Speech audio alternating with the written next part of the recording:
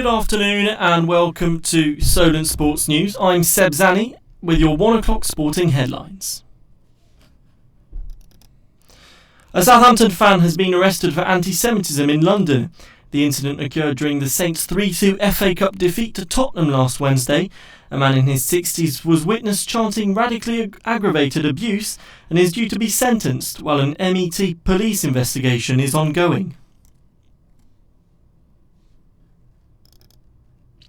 The two giants of Spanish football were both embarrassed last night. Real Madrid lost 4-3 to Real Sociedad and Barcelona fell 1-0 to Athletic Bilbao to exit the Copa del Rey. Barcelona are the 30-time winners of the competitions and have appeared in the last 6 finals of the Copa del Rey. Both clubs will now have to focus on their Champions League and La Liga campaigns.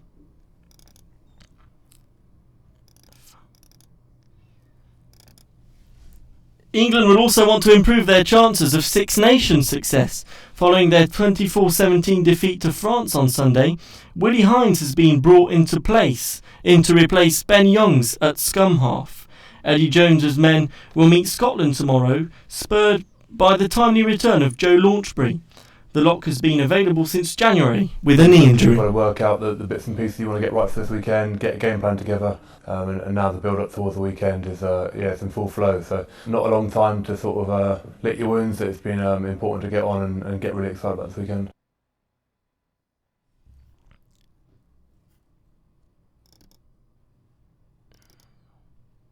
The coronavirus is having a profound effect on all corners of the sporting world.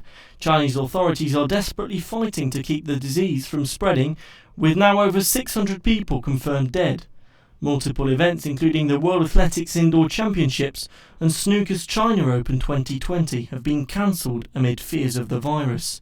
Snooker commentator David Henson admits that cancelling the Chinese tournament was the right thing to do. I think the decision was taken.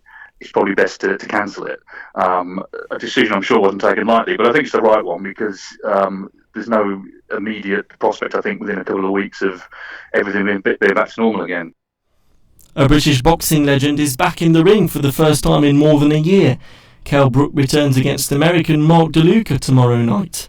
Brook currently boasts a record that includes 36 victories in 37 fights. His only defeat came against Kazakh fighter Gennady Golovkin in 2016.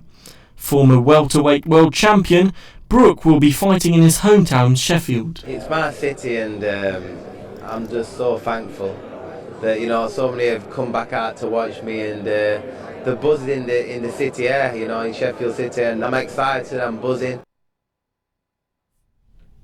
At 4 o'clock, make sure you tune in to our feature show. Today we'll investigate how rugby is slowly breaking the trend of being for upper classes only. At elite level, the English national team is notorious for having a pipeline of players who have been privately educated.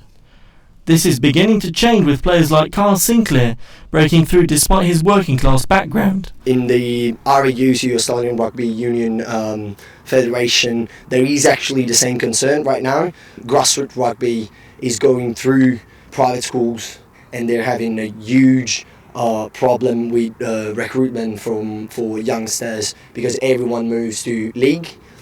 So it is definitely an issue, and I think it's a problem that needs to be tackled. And back to local football now, and a South Coast side has run riot. Shirling Football Club netted 6 past Horndean without reply, advancing to the next round of the Russell Coates Cup. Striker Brad Targett, one of the most experienced players in the side, made his mark, scoring a hat-trick. Shirling's dominance undoubtedly pleased manager David Diper on his 1,100th appearance in charge. I was really pleased the way we kept the ball. The first 35 minutes I thought it was a complete performance. Everything which we said before the game we did, and they kept their shape, very comfortable on the ball, and the good thing about it is we shipped the ball really quickly. Phil Peroni is joining me now in the studio to talk about what happened in Spanish football yesterday as Barcelona and Real Madrid were knocked out of the Copa del Rey. It's quite a surprising result, Philip. Yes, it is, and what makes it even worse for a team like Real Madrid is the fact that Martin Odegaard, who's their own player, has managed to be such an influential character in making it happen as well. Yeah, Philip, a very disappointing result. Real Madrid and Barcelona, however, have still got competitions to focus on this season. They do. Despite their good history in the competition, they'll be focusing on the Champions League and their league results this year, and there's more pressure on their managers, including the new one for Barcelona. Coming up on our 4 o'clock show will be several features, including a very interesting boxing feature, which will include interviews from Eddie Hearn, amongst others. You can tune into our website, solentjournalism.co.uk, to find all of our news pieces written by our team today. You can also tune into our social media, Solent Sports News, on Twitter, Facebook, and also Instagram. Be sure to tune in at 4 o'clock once again. We will also have Keith Hackett live with us, former FIFA referee, who will tell us more about the ups and downs of VAR in the Premier League this season. And also we will be mentioning the changes in the Premier League following Brexit. Sorry for the disruption. We'll be back in just an hour on Solent Sports News Live with new headlines.